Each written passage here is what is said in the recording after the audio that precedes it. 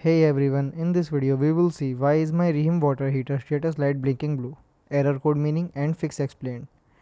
So, a slow blue light blinking once every 3 seconds means your Rheem water heater is working normally. This is called the heartbeat light.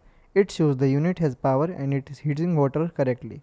If the blue lights blink several times then pauses and repeat, it means there is a problem. 3 flashes, vent problem.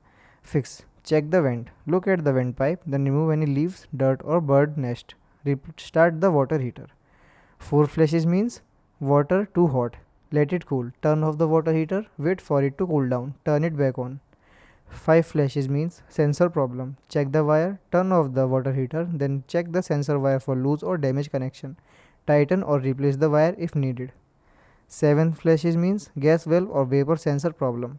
Remove flammable items, then move gasoline, paint or chemicals away from the water heater. Restart the unit. Thanks for watching.